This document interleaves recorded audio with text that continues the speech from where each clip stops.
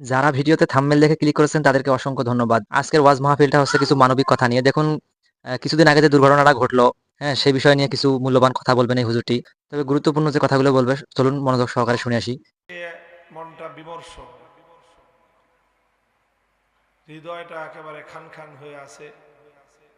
আজকে বাংলাদেশে যেই ঘটনাটা ঘটলো রাজধানী ঢাকায়, সোয়া 2টার দিকে আপনারা সকলেই ইতিমধ্যে জেনেছেন, শরীফ ওসমান হাদি একজন তরুণ, একজন যুবক, দেশকে ভালোবাসে এবং সে একজন নামাজি, দিন দিন এবং ইসলামের মৌলিক বিধানগুলির প্রতি গভীর শ্রদ্ধা, ভালোবাসা, ব্যক্তিগত জীবনে আমলও আছে এই পরিমাণ। আলেম ওলামাদের প্রতি অগাধ ভক্তি এবং আন্তরিকতা এবং ভালোবাসা, এই হলো তার মোট অপরাধ। যা যা অপরাধ তার থাকতে পারে, দেশকে ভালোবাসা তার প্রথম অপরাধ, ইসলামের প্রতি তার মমতা দ্বিতীয় অপরাধ, আর আলেম ওলামাদের প্রতি সম্মান এবং ভক্তি, তাদের প্রতি একটা আনুগত্য, এটা হলো তার 3 নম্বর অপরাধ। এই অপরাধগুলির কারণে তাকে হত্যা করার জন্য ভয়ঙ্কর একটা আক্রমণ তার উপর পরিচালিত হয়েছে। সন্ত্রাসীরা তাকে গুলি করেছে, তার এই এক পাশের চোয়ালের নিচ দিয়ে গুলিটা ঢুকে আরেক পাশ দিয়ে বের হয়ে গেছে মাথার।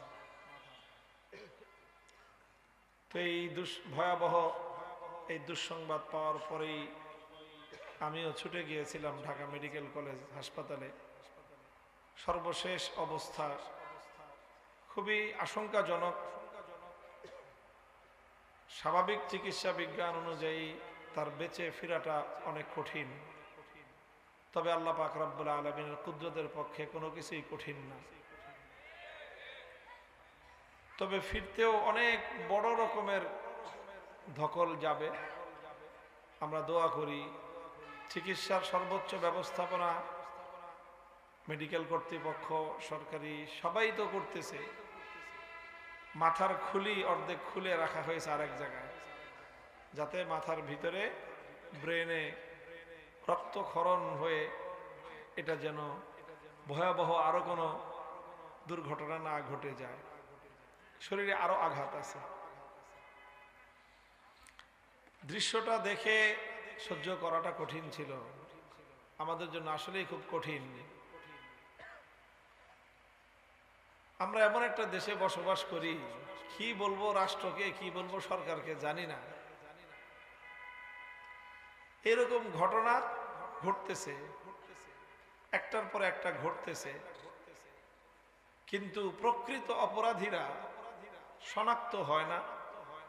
প্রকৃত অপরাধীরা এই জাতীয় ক্ষেত্রে তারা তাদের মুখোশ উন্মোচিত হয় না।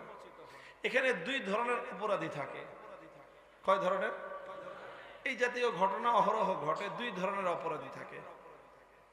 একটা অপরাধী থাকে যারা সরাসরি এই জাতীয় হত্যাকাণ্ডগুলো, হামলাগুলো চালায়। এরা সাধারণত হয় ভাড়াটিয়া কিলার। 5,000 10,000 টাকা দিয়ে এই সকল খুনি ভাড়া পাওয়া যায়।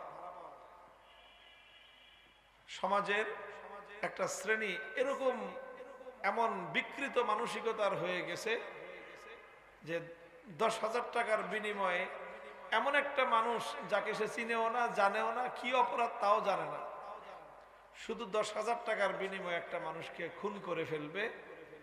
এইরকম প্রচুর পরিমাণ খুনি, পেশাদার কিলার এই সমাজে বসবাস করে। এখন আমরা হয়তো রাগে ক্ষোভে কিলারদেরকে দোষ দেই। এই কিলার কারা? 18 বছর, 20 বছর, 22 বছর বয়স, কারো হয়তো একটু বেশি কম। এর জন্য কি এই সমাজের কোনো দায় নাই? বলবেন কার দায়? আমি বলবো শতভাগ দায় হলো রাষ্ট্রের দায়। শতভাগ রাষ্ট্রের দায়, সরকারের দায়। এখন বলবেন রাষ্ট্র আর সরকার গঠন করে কারা? সেখানে কিছুটা ভূমিকা আছে জনগণের।